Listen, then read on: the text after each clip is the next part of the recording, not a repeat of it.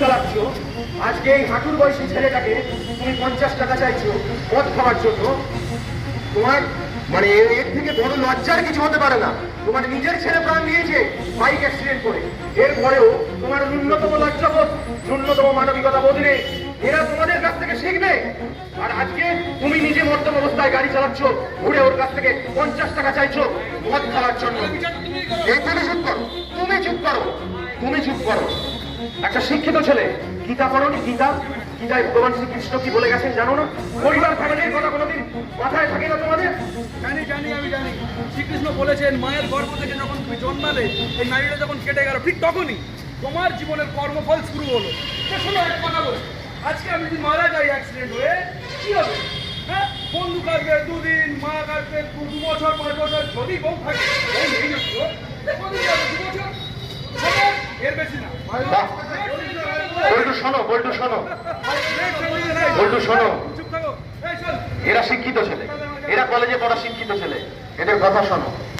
এরা কলেজে পড়ছে, শিক্ষিত ছেলে, এরা ওভারস্পিড করছে, বাস লরিকে টপকে যাচ্ছে, নিজেদেরকে হিরো ভাবছে। এদেরকে 5টা কথা তুমি যদি বলতে চাও, এরা আবার তার মানে ভুল ব্যাখ্যা করছে ভগবান শ্রীকৃষ্ণের নাম দিয়ে। তাহলে বোঝে এরা বোঝে না, এরা বুঝবে না, এরা বুঝবে না। আর রামু শোনো, তোমার একটা সামান্য লজ্জা হওয়া দরকার আছে।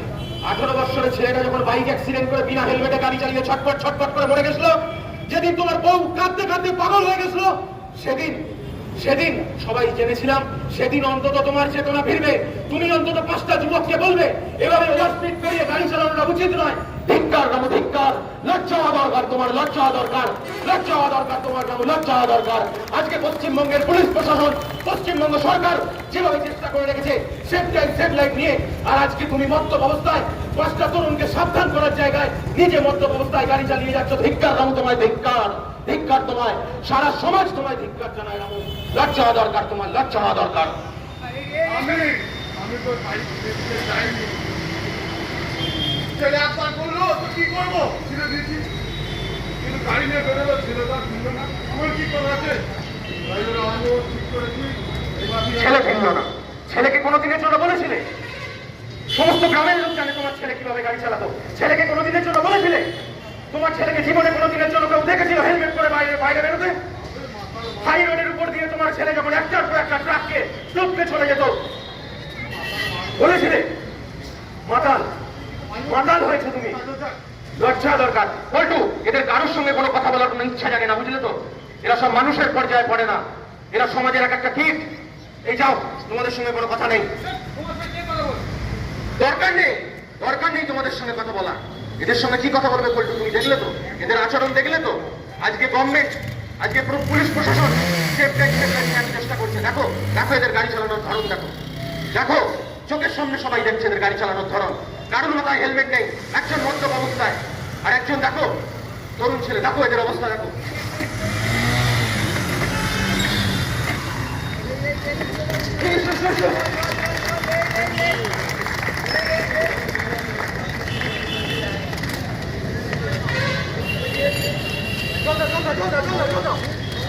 পাটা কি আটকে গেল না? ভাই ওকে দেখো